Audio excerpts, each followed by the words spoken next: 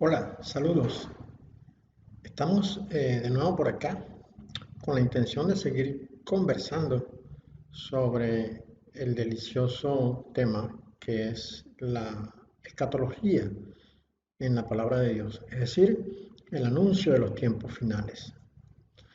Hoy queremos hacer un segundo análisis de la iglesia del Señor, porque entendemos que en estos tiempos es necesario restaurar algunas cosas que se fueron transformando con el paso de los años, con el paso de los siglos, por la obra intencionada de los hijos de Caín, enemigos de Dios, que han buscado desde siempre desvirtuar la verdad.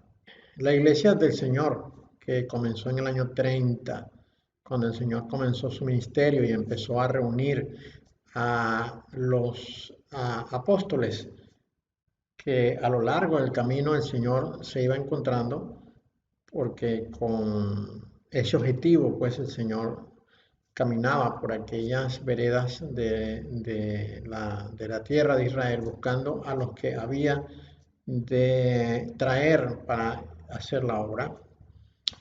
A medida que se fueron añadiendo personas al ministerio del Señor, se fue iniciando, digamos, el devenir de la iglesia del Señor en el tiempo. Y esta iglesia naciente que, digamos, tuvo su empuje más fuerte en el día de Pentecostés, cuando descendió el Espíritu de Dios enviado por él para hacer la obra que el Señor le había encomendado, se fue consolidando en los siguientes años. eh, en la medida en que iba creciendo, aumentaba la persecución de la iglesia, persecución que se extendió desde el momento cuando el Señor partió al encuentro con el Padre en el año 33 hasta, digamos, el primer cuarto de siglo del siglo cuarto, es decir, entre el año 320 y 340, por allí, cuando terminó la persecución contra la iglesia y comenzó el trabajo que inició Constantino, eh, un trabajo que iría en desvío de los principios fundamentales de la iglesia inicial, la iría transformando hasta iniciar el proceso que vemos consolidado hoy día a través de la Iglesia Católica, eh, donde la iglesia original perdió toda su esencia inicial y fue convertida, digamos, en lo que ahora es la Iglesia Católica, un receptor de doctrinas babilónicas. Sin embargo, la iglesia original, la esencia de la iglesia original, el germen de la iglesia original se ha mantenido con el paso de los años y hoy día podríamos decir que hay un remanente de la iglesia original, no en el sentido de la presencia física, sino del concepto que le dio inicio, que le dio impulso inicial a la iglesia todavía se mantiene y yo creo particularmente que es el momento de comenzar a restaurar todas aquellas cosas que se comenzaron en aquel momento, pero que se fueron transformando y escondiendo con el paso de los años. En un enlace que aparece acá arriba, usted va a poder ver nuestro primer estudio acerca de la iglesia. Esta sería la segunda parte de aquel estudio.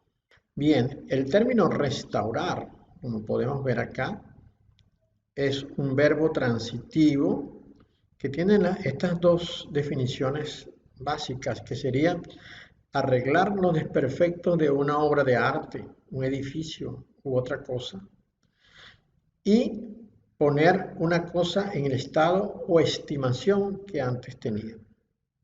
Si bien las dos se adaptan muy bien a lo que estamos conversando en el día de hoy, creemos que la segunda define con una mejor precisión lo que nos proponemos hacer con este estudio.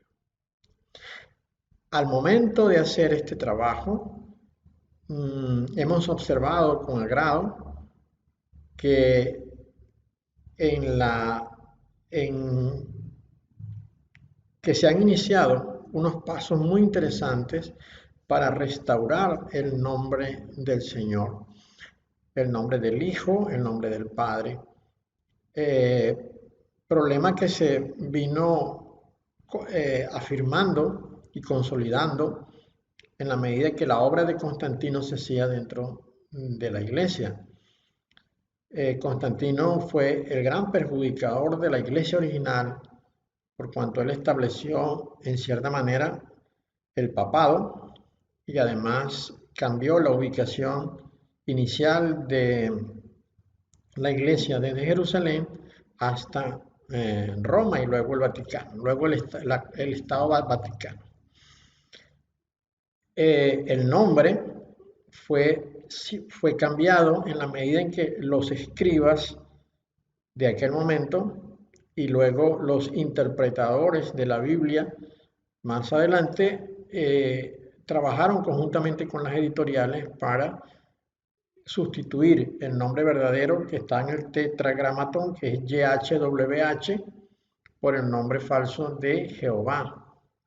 Igual ocurrió con el nombre del Hijo que fue dado inicialmente en hebreo como Yahshua, fue convertido a los idiomas de cada región, por ejemplo, en el español Jesús, perdiendo con esto la connotación original y el anuncio de promesas que había en el nombre.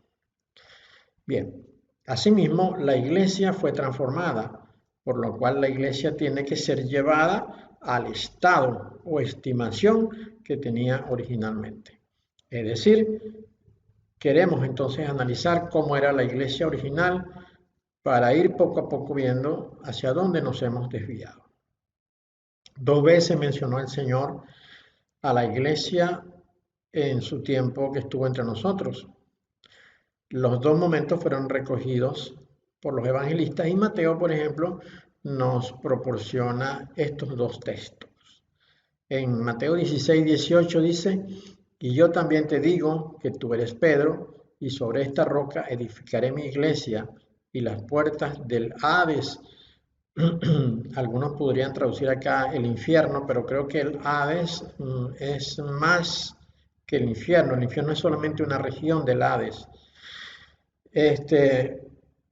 Dice pues que el Hades no prevalecerá contra ella, es decir, no tiene poder el infierno para con la iglesia, porque la iglesia está sustentada bajo la obra redentora y salvadora que el Hijo logró entre nosotros a través de su enorme victoria sobre el pecado y sobre la muerte.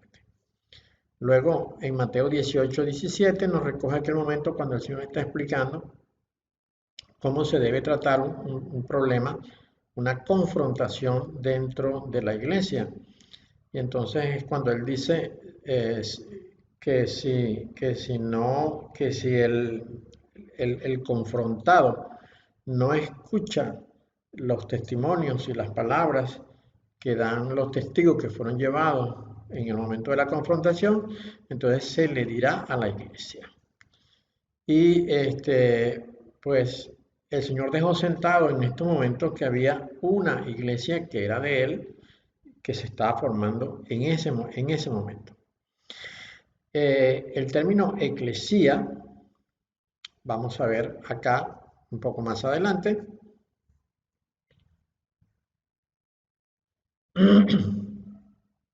El término original en griego usado para la iglesia es ecclesian, que es traducido como una asamblea, una congregación.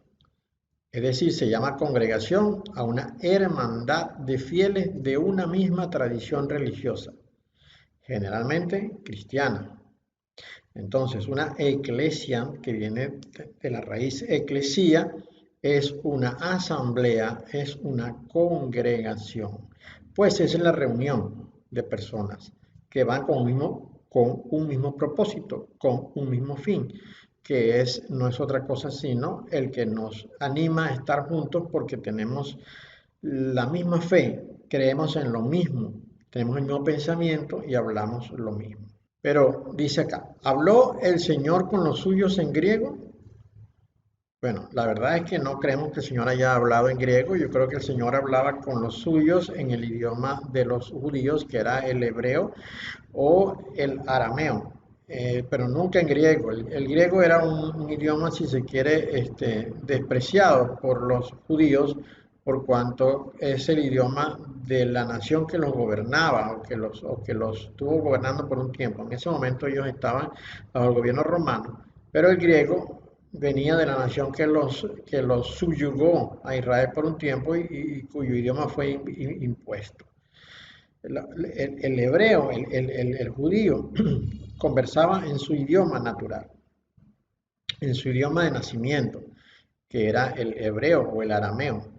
De tal manera que no creemos que pues hubiese estado hablando en otro idioma que no fuera el hebreo. El judío hablaba griego solamente cuando iba a tratar algún asunto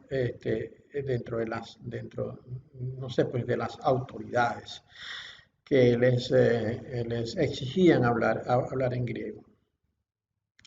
Ahora, ¿cómo se dice asamblea en hebreo? En hebreo. En Éxodo, por ejemplo, en Éxodo 12:47 dice, toda la congregación de Israel lo hará. Aquí se usa el término congregación. Para congregación, la palabra en hebreo es edá, edá.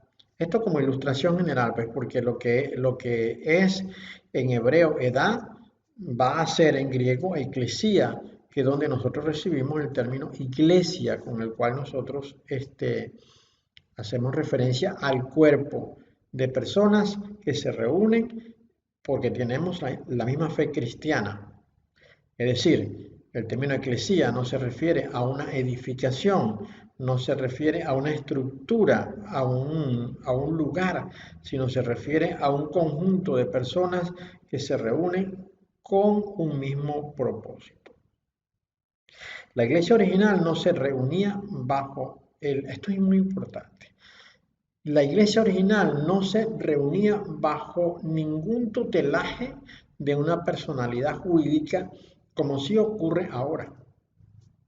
Es común dentro de la iglesia evangélica que haya las federaciones, que son cuerpos jurídicos que reúnen bajo el tutelaje de esa organización a iglesias que se han asociado a ella. Pues existe una federación de iglesias evangélicas, por ejemplo.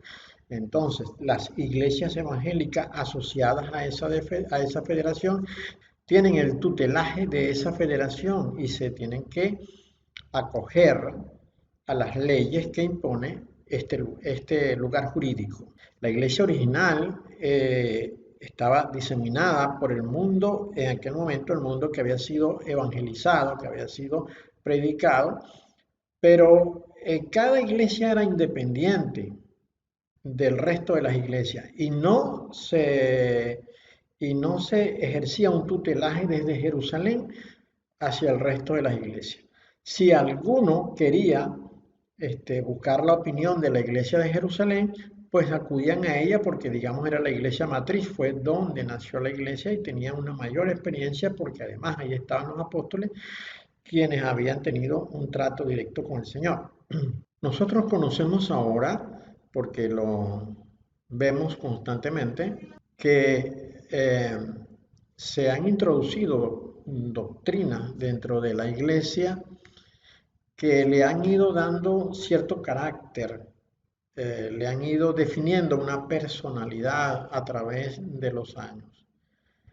Creo que desde el segundo tercio, o más bien el tercer cuarto del siglo pasado, es decir, en los años 70, se comenzó a desarrollar una especie de tutelaje global hacia todas las iglesias evangélicas en cualquier lugar del mundo. No era impuesto, ciertamente no era impuesto, pero las iglesias comenzaron a sentir que debían ser organizadas y dirigidas desde un punto de vista doctrinal por un cuerpo matriz. Es así, por ejemplo, entonces, que a partir del Congreso de Lausana en Suiza desde el año 1975, que tuvo como líder a Billy Graham y a otras personalidades, a partir de ese momento se empezó a establecer un control no obligado, como dije, sino más bien que cada quien podía decidir si lo quería o no, de las iglesias en el mundo. Y es así como a partir de ese Congreso de Lausana de 1975 comenzamos a ver una iglesia que comenzó a cambiar su patrón original o el que traía a través de los siglos. Estoy hablando de la iglesia evangélica porque hasta este momento la iglesia original no está abiertamente siendo conocida en el mundo. En este punto quiero decir lo siguiente. Como iglesia cristiana se conoce en el mundo a la iglesia católica, que no es cristiana sino mariana, pero ella dice que es cristiana y el mundo entero la reconoce como una iglesia cristiana. Pero sabemos que el fundamento de la iglesia católica es María y no el Señor Yeshua. Y la otra porción corresponde a las iglesias evangélicas que no son iglesias autóctonas. No, ninguna de las dos nació en el siglo cero, perdón, en el año 33, ninguna de las dos, porque la Iglesia Católica nace después de la persecución. La Iglesia Católica nace con el acuerdo de paz que trae Constantino, y es a partir del 325 cuando ella comienza a tomar forma. La Iglesia Evangélica no nace sino hasta el siglo XVI, cuando se produce la revolución de Lutero, que origina el gran sigma dentro de la Iglesia católica y produce la separación entre la Iglesia católica matriz y las iglesias rebeldes que terminan siendo la Iglesia evangélica. Pero ellas realmente no son la representación más fidedigna de la Iglesia cristiana. La Iglesia cristiana nació en el siglo cero, en el año 30, como ya dije, y se mantuvo siendo la iglesia original hasta que se produce la influencia de Constantino. Constantino sigue con su trayectoria, con su propósito, y pues de ahí arranca la iglesia católica, pero la iglesia original mantiene el germen inicial, mantiene la vocación inicial y se mantiene en algunas personas. A lo largo de los años, esta iglesia ha estado escondida, la iglesia original no se ha manifestado públicamente. En consecuencia, los principios fundamentales que dieron origen a la iglesia cristiana se mantienen todavía porque tenemos acceso a la Sagrada Escritura. Y entonces podemos darle inicio nuevamente, y es lo que queremos, pues, recuperar la iglesia original. Entonces, ¿bajo qué fundamento nació la iglesia original? Veamos. Llamamos fundamento a lo que sostiene el edificio, ¿verdad? Son las bases del edificio de donde se construye esto. El Señor Yeshua usó también esta figura, la del fundamento. Es una figura literaria, sí, ¿verdad? Es una figura literaria que nos da acceso a usar pues el símil, ¿no? La metáfora para explicar esto. En Mateo 16, 18, que ya escribimos en párrafos anteriores, el Señor usó esta figura.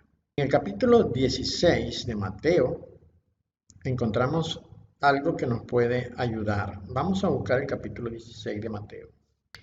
Acá leemos, ¿no? En Mateo 16, 13 dice, cuando llegó Yeshua a las regiones de Cesarea de Filipo, les preguntó a sus discípulos, ¿quién dice la gente que es el Hijo del Hombre? Ellos dijeron, unos Johanán, el inmersor, es decir, el bautista, ¿no? Otros Elías y otros Jeremías o uno de los profetas. Está hablando de Jeremías acá, ¿no? Entonces les dice él, pero ustedes, ¿quién dicen que soy yo? Entonces Simón Pedro o Simón Kefa como dice acá, dijo, tú eres el Mashiach, el hijo de Elohim vivo. Entonces Yeshua respondió y le dijo, bienaventurado eres, Simón, hijo de Johanán, porque eso no te lo reveló carne ni sangre, sino mi Padre que está en el cielo. Y dice, yo también te digo que tú eres Kefá, o sea, tú eres Pedro, y sobre esta roca edificaré mi comunidad, y las puertas del Sheol no prevalecerán contra ella. Debemos tener aquí muy importante observar los términos usados. Acá se dice que el Señor se dirigió a Pedro y le dijo, tú eres Kefá en el idioma original, ¿verdad? Tú eres Kefá, que significa piedra. Y luego dice, sobre esta roca edificaré mi comunidad y las puertas del Sheol no prevalecerán contra ella. ¿Por qué dice comunidad? Porque el término eclesiam significa eso, significa asamblea, significa congregación, significa comunidad. Y entonces dice, y las puertas del Sheol no prevalecerán contra ella. Entonces el Señor dijo que iba a usar como fundamento para la construcción de la iglesia, del edificio, que no es un edificio físico, sino una figura literaria, ¿no? Una figura literaria, una metáfora. Las palabras de Pedro, tú eres el hijo del Elohim vivo o del Dios viviente, como dicen las traducciones modernas de la Biblia, sobre ese fundamento levantaré mi iglesia, mi edificio, ¿no? Esto es importante. Estamos hablando del fundamento de la iglesia. ¿Cuál es el fundamento de la iglesia? El fundamento de la iglesia no es la palabra del pastor ni la nueva revelación del evangelista. El fundamento de la iglesia es esta declaración dada por Pedro. Tú eres el Yahshua, tú eres la salvación, tú eres el hijo del Dios vivo, dice el del Elohim vivo, ¿no? El hijo del Elohim vivo. Pablo escribió en la carta a los Efesios, en el capítulo 2, verso 20, lo siguiente.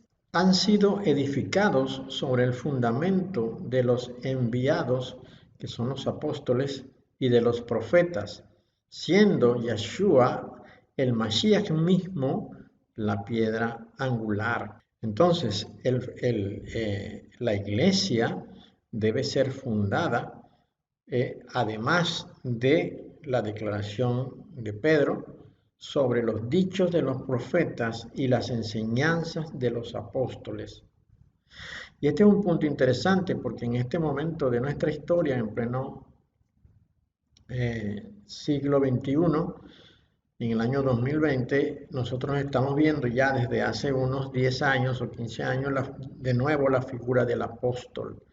La figura del apóstol no había sido usada desde los tiempos en que el Señor estuvo entre nosotros, pero ahora está apareciendo nuevamente la figura del apóstol.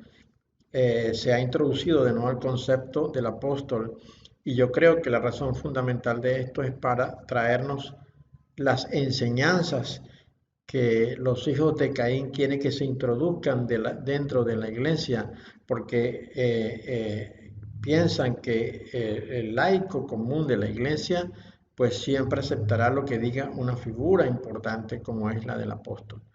Pero sin embargo, el apóstol no era apóstol a menos que hubiera sido testigo del Señor desde el momento que comenzó su ministerio hasta cuando fue ascendido. El apóstol era un testigo de la obra del Señor sobre la tierra. Conforme al favor de Elohim que se me ha dado, como perito arquitecto he puesto el fundamento y otro está edificando encima, pero cada uno mire cómo edifica encima, porque nadie puede poner otro fundamento que el que está puesto, el cual es Yeshua, el Mashiach. Si alguno edifica sobre este fundamento con oro, plata, piedras preciosas, madera, paja u hojas, la obra de cada uno será evidente, pues el día la descubrirá, porque por el fuego se revelará, y la obra de cada uno, sea la que sea, el fuego la probará. Si permanece la obra que alguien ha edificado sobre el fundamento, él recibirá recompensa. Si la obra de alguien se quema, él sufrirá pérdida, pero él mismo se salvará, aunque apenas como por fuego. Entonces acá nos está diciendo el apóstol Pablo que él mismo, como un buen trabajador de la construcción, esto de nuevo como figura literaria, él ha puesto, él ha puesto el fundamento, él puso el fundamento. Ahora dice, hay otro que está edificando encima. Se refiere él a la obra que cada uno de nosotros hace para el Señor. Y él asemeja la obra de cada uno con diferentes materiales, oro, plata, piedras preciosas, madera, paja, hojas. Y él dice que el fuego revelará la obra de cada uno porque la paja se quema con el fuego y queda destruida completamente, más el oro no. Dando a entender con esto que nuestra obra debe ser con el mejor de los propósitos, con el mejor de los esfuerzos, para que sea conforme a la voluntad de Dios y sea aprobada. En nuestros tiempos hemos visto cómo se han introducido doctrinas dentro de la iglesia, doctrinas que obviamente no son ciertas, no son válidas, no son verdaderas, son doctrinas que los hombres han metido con cierta intención. Ya desde los tiempos antiguos se veía la obra que los hijos de Caín estaban haciendo dentro de la verdad. Y por eso el Señor dijo, yo para esto he nacido, yo para esto he venido al mundo, para dar testimonio de la verdad. Desde aquel momento ya se veía la obra de intentar cambiar la verdad por la mentira. Y el Señor acusó a escribas y fariseos como hijos de Satanás, y ellos habían torcido la verdad, habían cambiado la verdad. Asimismo, en nuestro tiempo, en este momento, y con mucha más razón y con mucha más oportunidad por el tiempo transcurrido, se han introducido teorías, doctrinas que no son de Dios, sino de los demonios, con la intención de confundir a los santos. Y vemos que la iglesia evangélica ha sido la principal propulsora de estas doctrinas. Por ello, la iglesia verdadera, la que conserva el germen de la iglesia original, tiene que tomar cartas en el asunto y revertir esta tendencia y traer la iglesia de nuevo a su estado inicial de cuando el Señor la creó. Por ejemplo, en la carta a los Hebreos se nos dice lo siguiente: Dios, habiendo hablado muchas veces y de muchas maneras en otro tiempo a los padres por los profetas, en estos últimos días nos ha hablado por el Hijo, a quien constituyó heredero de todo y por quien asimismo hizo el universo, el cual, siendo el resplandor de su gloria y la imagen misma de su sustancia, y quien sustenta todas las cosas con la palabra de su poder, habiendo efectuado la purificación de nuestros pecados por medio de sí mismo, se sentó a la diestra de la majestad en las alturas, hecho tanto superior a los ángeles, cuanto heredó más excelente nombre que ellos. Hablando de fundamento, que es lo que estamos haciendo, y de qué es lo que debemos creer, a partir de la carta a los Hebreos se nos dice que ya no hace falta que recibamos ninguna otra enseñanza adicional, porque ya todo lo que era necesario saber ya se nos ha dicho. Y tenemos lo siguiente, que a lo largo de lo que hemos estado explicando esta mañana, el principal fundamento de todo es que Yeshua es el Hijo de Dios. Pero además se nos dice que hay quienes deben ser reconocidos como transmisores del fundamento, y estos son los profetas y los apóstoles. Porque ciertamente los profetas trajeron la palabra de Dios y la enseñaron en su momento en el Antiguo Testamento. En el Nuevo Testamento los apóstoles han venido a ser los intérpretes y además los testigos presenciales de las palabras que el Señor dio. No son los apóstoles modernos, porque eso no existen, esos apóstoles son falsos. Estamos hablando de los apóstoles de los tiempos del Señor, Ellos oyeron el mensaje y lo enseñaron. Después que el Señor se había ido a los cielos, a todos quienes les escucharon. Pero el escritor de la carta a los Hebreos nos dice ya desde el comienzo que Dios habló muchas veces y de muchas maneras en otro tiempo, dice, a los padres por los profetas. Pero en estos últimos días, porque el escritor de la carta a los Hebreos creía que ellos estaban en los últimos días, como era general en toda la iglesia en aquel momento, creían que estaban viviendo los últimos días, dice que Dios nos ha hablado por medio del Hijo, por medio del Hijo. El Hijo trajo las palabras para que nosotros escucháramos y el mismo Hijo nos los dijo también muchas veces que Él decía lo que había escuchado al Padre. Así que no puede haber otro fundamento dentro de la iglesia verdadera que no sean las palabras dadas por el Hijo. No las palabras del ungido de los hombres, porque a lo largo de estos últimos 20 años se nos ha dicho que hay hombres ungidos de Dios que están trayendo renovación para la iglesia y además se nos ha enseñado erróneamente que el Espíritu Santo se adapta a los tiempos y que el mensaje va siendo renovado conforme a las edades, conforme a las épocas. Esto es falso. La única verdad nos fue dicha ya desde aquel momento. Lo que sí es cierto es que el Espíritu Santo nos recuerda las palabras del Señor, nos recuerda las palabras del Señor, nos recuerda lo que el Señor dijo para que lo tengamos presente y de esa manera nosotros podamos tener el fundamento correcto para hacer que la iglesia, el edificio de la iglesia crezca. El Señor mismo atacó este punto directamente. En Lucas capítulo 6, desde el verso 46 en adelante leemos, ¿por qué me llaman maestro, maestro, y no hacen lo que digo? Les voy a mostrar a qué se parece todo el que viene a mí y oye mis palabras y las hace. Se parece a un hombre que al edificar una casa, cavó profundo y puso los cimientos sobre la roca.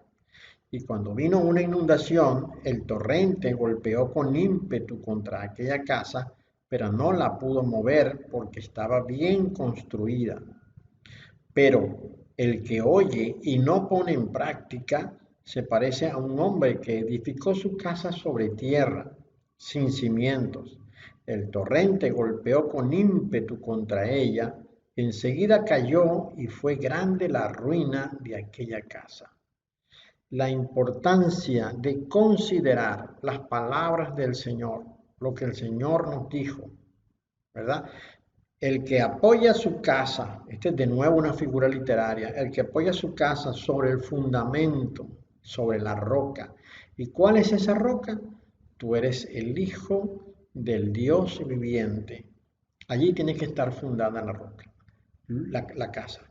Luego, las enseñanzas, las palabras que el Señor nos dejó, vienen a consolidar la obra de fundar la iglesia. De fundar la iglesia. La iglesia debe ser fundada sobre el mandato del Señor, sobre lo que el Señor dijo. Recordemos las palabras que hemos leído hace un momento de Hebreos, que dicen que en estos últimos tiempos el Señor nos ha hablado por medio del Hijo. Así que no debemos entonces descuidar cuál es el fundamento de la iglesia verdadera. La iglesia verdadera no se funda sobre las predicaciones de los evangelistas, sobre las predicaciones y las enseñanzas de los pastores, a menos que la enseñanza del evangelista y de los pastores sea sobre la base de lo que el Señor dijo, de la palabra que el Señor dijo, que el Señor habló entre nosotros. Nosotros vemos, por ejemplo, cómo la doctrina de la prosperidad, también recibida en los últimos 25 años y que ha hecho que las mega iglesias se fundamenten y crezcan grandemente, contradice las palabras del Señor Yeshua en cuanto a lo que Él dijo, que no tenía ni siquiera dónde recostar su cabeza. Y el mismo Pablo dijo que él no tenía un domicilio propio, que él viajaba, pero que no tenía una casa donde llegar. La doctrina de la prosperidad necesita quebrar, transformar las enseñanzas Siempre están buscando transformar las enseñanzas dadas por el Señor Yeshua, ¿verdad? Para adaptarlas al modelo que ellos quieren imponer y hacernos creer que vivimos en un tiempo de prosperidad y que Dios favorece la prosperidad del creyente. Para ello entonces se tiene que obviar todo aquello de negarse a este mundo. Tiene que ser sustituida esta enseñanza de negarse a las cosas del mundo, de no intentar ganar esta vida. Hay que sustituirla con un modelo de enseñanzas nuevos. Para eso nos trajeron el nuevo apostolado, el apostolado que tiene como 20 años de estar funcionando. Ellos necesitaban un apostolado nuevo para que el mundo, la gente que son simples, quedaran sumisas y sometidas a las palabras de estos falsos ungidos de Dios. Entonces, el fundamento de la iglesia debe ser lo que el Señor dijo y no otra cosa. Otro tema de interés con relación a la iglesia es la figura del líder único. La figura del líder único. Antes de la llegada de Constantino, la iglesia original, la iglesia inicial, no tenía un liderazgo único. Después que el Señor partió a la presencia del Padre, la iglesia quedó funcionando sobre la tierra. Y si bien es cierto que el Señor le dio instrucciones a Pedro para que pastoreara sus ovejas, nunca le dijo a Pedro que él sería el líder único de la iglesia y que todos debían someterse a su autoridad. ¿Han oído ustedes hablar de la doctrina de los Nicolaitas? Esta doctrina es precisamente la del líder único. Veamos, esto aparece en el Apocalipsis, en el inicio, en los primeros capítulos del Apocalipsis. Vamos a ver. En la carta a la iglesia de Éfeso, leemos lo siguiente.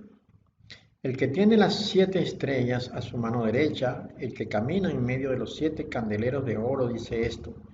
Yo conozco tus obras, tu arduo trabajo y tu perseverancia, que no puedes soportar a los malos, que has puesto a prueba a los que dicen ser enviados, es decir, apóstoles, y no lo son, y que los has hallado mentirosos. Además, sé que tienes perseverancia, que has sufrido por causa de mi nombre y que no has desfallecido. Sin embargo, tengo contra ti que has dejado tu primer amor. Recuerda, por tanto, de dónde has caído, arrepiéntete y haz las primeras obras. De lo contrario, yo vendré pronto a ti y quitaré tu candelero de su lugar si no te arrepientes. Luego el versículo 6 dice, pero tienes esto, que aborreces las obras de los nicolaitas, que yo también aborrezco. El término nicolaitas tiene su raíz en 2 palabras griegas, Nico y Laos. Nico significa conquistar o estar sobre otros. Por su parte, Laos significa pueblo, gente común, y es la raíz de la palabra laico. Esto da a entender entonces que un nicolaíta es un líder, uno que se impone sobre los laicos, es decir, sobre la congregación, sobre la asamblea. Tal doctrina nunca fue impulsada ni por Yahshua, ni los apóstoles, ni los profetas. No aparece en ningún escrito como doctrina de la iglesia. Por el contrario, de lo que leemos acá en la carta a los Efesios, el Señor lo aborreció. Como dijimos hace un momento, el Señor le dio a Pedro instrucciones de cuidar a sus ovejas. Esto usted lo puede leer en el Evangelio según San Juan, capítulo 21, versículo 6. Pero esto nunca debía significar una imposición o una obligación. Es decir, nunca Pedro debía ejercer carácter, debía ejercer autoridad y dominio sobre la iglesia de Jerusalén. Nunca fueron estas las palabras del Señor. Más bien debemos recordar las palabras del Señor Yeshua que aparecen, por ejemplo, en Marcos 10:44. Vamos a ver. En el 10:42 dice, pero Yeshua los llamó y les dijo, ustedes saben que los que se consideran gobernantes de los gentiles se adueñan de ellos y sus grandes ejercen autoridad sobre ellos. Pero no es así entre ustedes. Más bien, cualquiera que anhele hacerse grande entre ustedes será su servidor. Y cualquiera que anhele ser el primero entre ustedes será siervo de todos. Porque el Hijo del Hombre tampoco vino para que le sirvan, sino para servir y para dar su vida en rescate por mucho. Entonces, nunca fue la instrucción del Señor sobre Pedro, por ejemplo, de que fuera autoridad sobre la iglesia, como, por ejemplo, si lo es el Papa frente a toda la congregación de la Iglesia Católica. Es la máxima autoridad y esto era una de las cosas que se proponía o que se propuso Constantino y lo logró, porque él decía que así como el César gobernaba sobre Roma y sobre todos los estados adheridos a ella, igualmente el líder de la religión cristiana debía ejercer autoridad sobre todos los laicos fieles a esa denominación. Y así como la figura del Papa vino a ser entonces la máxima autoridad sobre todo la Iglesia Católica. Igualmente dentro de la Iglesia Evangélica, en cada una de las congregaciones se impone la figura del pastor. El pastor viene a ser entonces la autoridad sobre toda la iglesia. Y esto es lo que ha degenerado en este momento en una iglesia que se vuelve en cierta manera dependiente de un líder único, lo cual lo hace idólatra. Vemos con mucha tristeza cómo figuras importantes dentro de la iglesia evangélica se vuelven en un liderazgo absoluto que tiene ascendencia sobre toda la iglesia. Y la palabra dada por el pastor viene a no tener rival ni siquiera con las palabras dadas con el Señor Yeshua. De manera entonces que creemos que la doctrina, o mejor dicho, creemos que el funcionamiento de la iglesia bajo la figura de un líder, de una cabeza principal como es el pastor, va en contra del propósito de la iglesia original o de lo que el Señor quiso instituir en la iglesia original. Nunca fue la idea del Señor de que hubiese, por ejemplo, un líder único dentro de la iglesia. Esta es la doctrina de los nicolaitas, la cual el Señor aborrecía. En una oportunidad estaban Pablo y Bernabé visitando Antioquía y dice que pues ellos estaban enseñando. Veamos lo que dice el texto original. Dice, de allí navegaron a Antioquía, donde los habían encomendado a la gracia de Yahweh para la obra que habían ya cumplido.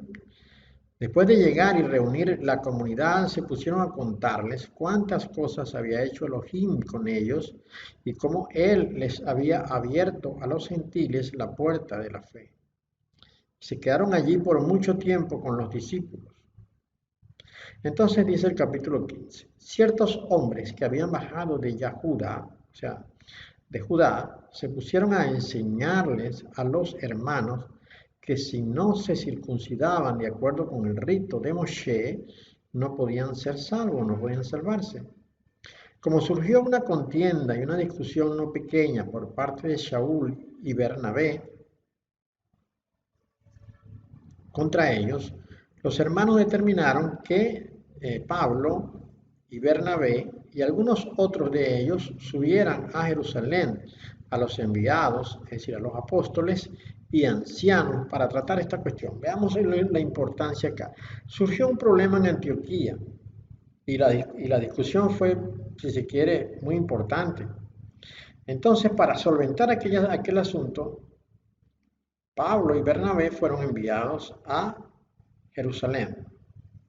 Cuando ellos llegaron a Jerusalén, no fueron directamente donde Pedro, que se podía presumir que fuera el líder absoluto de la iglesia en Jerusalén. No, La palabra nos dice que ellos fueron a los apóstoles y a los ancianos de la iglesia a reunirse con ellos.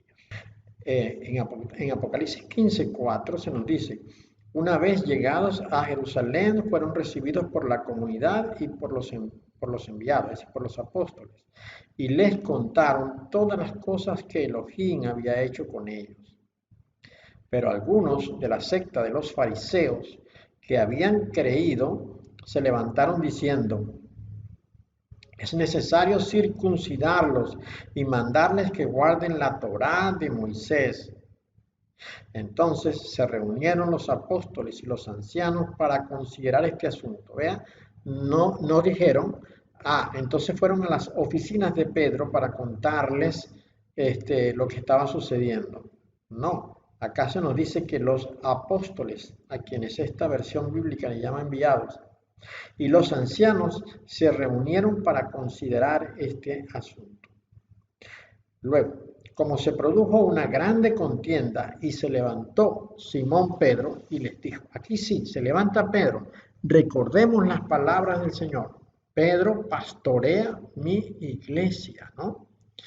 Entonces se levanta Pedro y les dice, hermanos, ustedes saben cómo desde los primeros días Elohim me escogió de entre ustedes para que los gentiles oyeran por mi boca el mensaje de las buenas noticias y creyeran. ¿No? Y Elohim, que conoce los corazones, dio testimonio a favor de ellos al darles el Espíritu Santo, el Espíritu de santidad, igual que a nosotros. Ahora, sigamos leyendo. Luego el verso 13 nos dice, cuando terminaron de hablar, Jacobo, es decir, Santiago, intervino diciendo, hermanos, óiganme. Simón ha contado cómo Yahweh visitó por primera vez a los gentiles para tomar de entre ellos un pueblo para su nombre. Dice, Jacobo intervino. Después que Pedro lo hizo, Jacobo intervino. Y Jacobo tenía un nivel de autoridad en la iglesia similar al de Pedro. Similar al de Pedro. Ahora, esto no quiere decir que Jacobo no obedeciera al mandato del Señor en cuanto a que Pedro le fue encomendada la tarea de dirigir la iglesia de Jerusalén.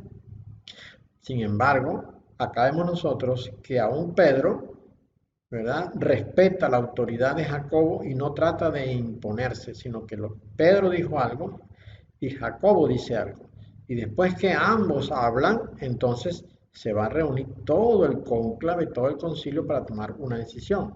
Y esto es lo que dice. El verso 22 del capítulo 15 dice, entonces les pareció bien a los enviados, es decir, a los apóstoles, y a los ancianos, con toda la comunidad, ¿vean? Le pareció bien a los apóstoles, a los ancianos y a toda la congregación, enviar a unos hombres elegidos de entre ellos a Antioquía, con Saúl y Bernabé, a Judá, que tenía por sobrenombre Barsaba, y a Sila, quienes eran hombres prominentes entre los hermanos. Entonces, toda la congregación, junto con sus ancianos, junto con sus apóstoles, tomaron una decisión. No fue uno, no fue Pedro, no fueron dos, no fue Pedro y Jacobo, sino que después que Pedro y Jacobo hablaron, ellos tomaron una decisión. Es decir, que en la iglesia de Jerusalén no existía la doctrina del líder único, la doctrina de los nicolaitas. Este es un asunto propio de la iglesia evangélica que la iglesia verdadera del Señor tiene que desechar.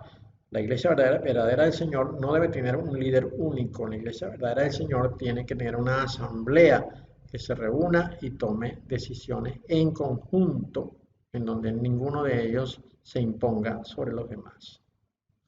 Hoy día nosotros vemos los enormes templos que tiene la iglesia evangélica diseminados por el mundo.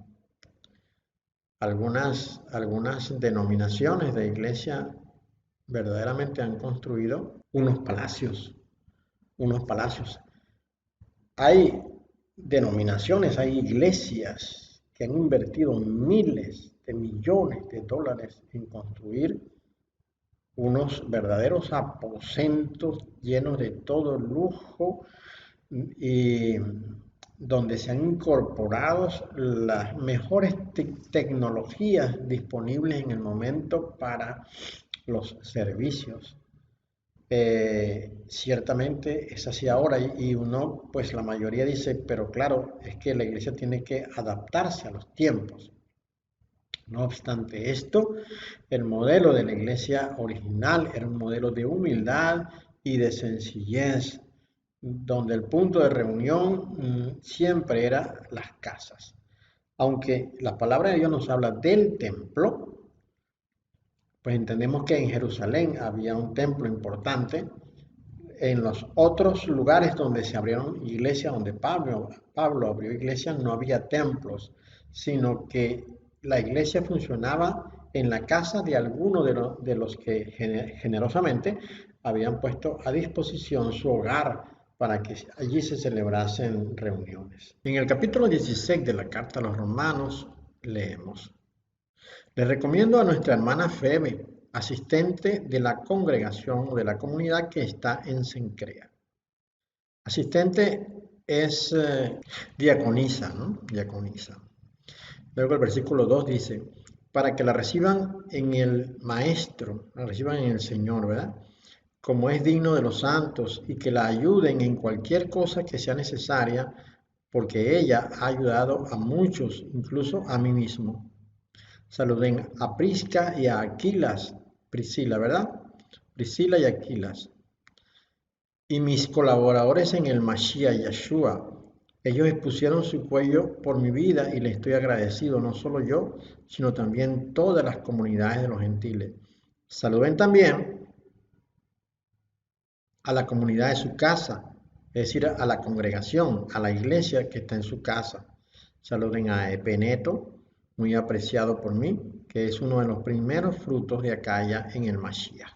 Entonces, Priscila y Aquila tenían una iglesia en su casa. Y a ellos mismos mencionó Pablo en la primera carta a los Corintios, capítulo 16, versículo 19, donde dice, los saludan las comunidades de Asia, Aquila y Priscila, con la comunidad que está en su casa, es decir, con la congregación que se reúne en su casa, los saludan muchos en el Señor, en el Maestro.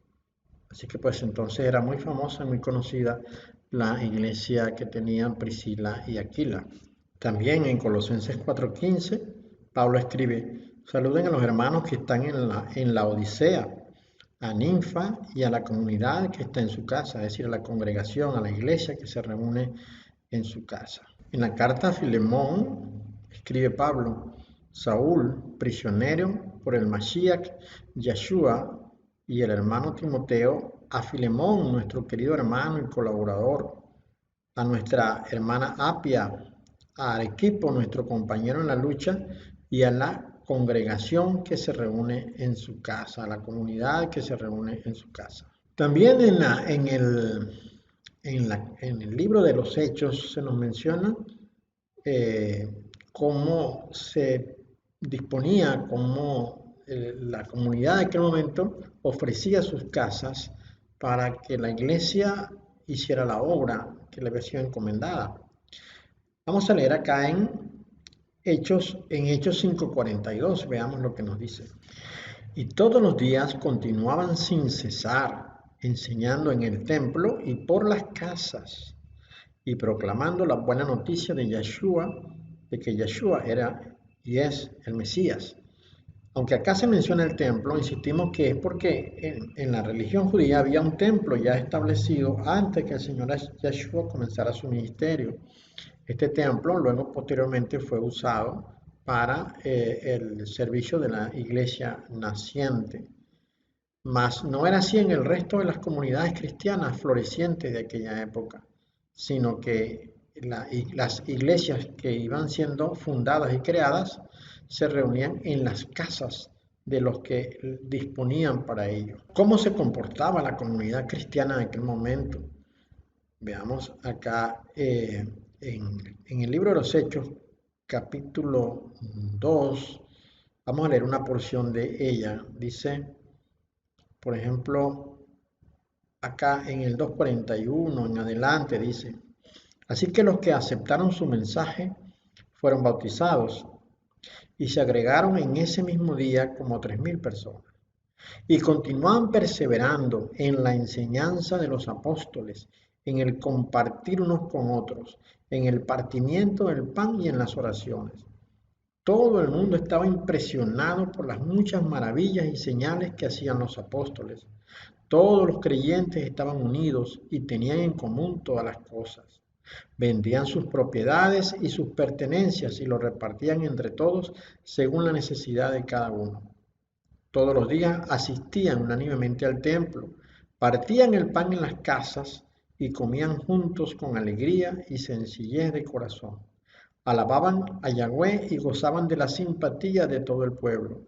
Y Yahweh añadía cada día a la comunidad, es decir, a la iglesia, a los que se iban salvando.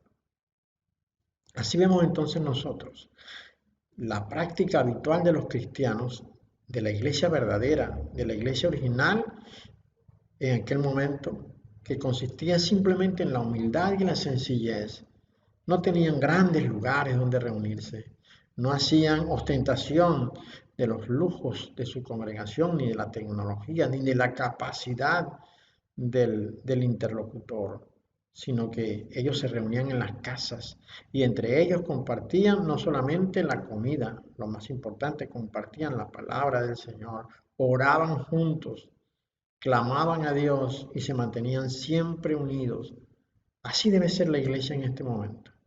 Es necesario que la iglesia retome aquel extraordinario ejemplo que nos dio la iglesia naciente.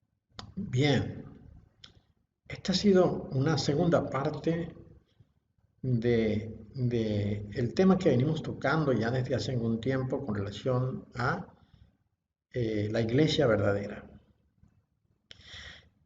Creemos que este tema va a ser ampliado porque hay muchos puntos más que debemos tocar con relación a la iglesia. Por causa del tiempo, porque no queremos hacer esta exposición tan larga, vamos a cortar acá por ahora, pero prometemos seguir analizando la iglesia original y sus diferencias con la iglesia actual, porque nuestro deseo es restaurar la iglesia verdadera a sus funciones originales. Ese es nuestro propósito y nuestro deseo y creemos, de verdad, humildemente, creemos que también es el propósito de Dios que así sea. Le doy gracias por habernos escuchado todo este tiempo. Les quiero recordar que ya estamos nosotros viviendo el final de todas las cosas, que esta pandemia que está en el mundo en este momento es por causa de que los hijos de Caín han desatado la furia que, habiendo sido anunciada en diversas partes de las Sagradas Escrituras, se está cumpliendo en nuestro momento. Vienen los días más difíciles para la humanidad, cuando la maldad será desatada con gran poder y será diseminada por todo el mundo. Y es el tiempo para que aquellos que son de Dios se vuelvan a Él de corazón y crean de verdad a la palabra que nos ha sido dada. El Señor dijo que Él vendría después de la gran tribulación, no antes. Eso aparece en Mateo 24, en Marcos 13 y en Lucas 21. No se deje engañar. Crea que Dios, a pesar de las cosas horribles y terribles que usted va a ver y de la cual va a ser testigo, no se ha olvidado de nosotros, que Él nos ha dado promesa de que nos rescataría y que nosotros en este momento, cuando apenas comienzan los dolores de parto, tenemos con mucha más razón que mantenernos unidos para que cuando llegue el momento de la gran tribulación, estemos preparados anímicamente para confrontar la situación que se nos viene encima.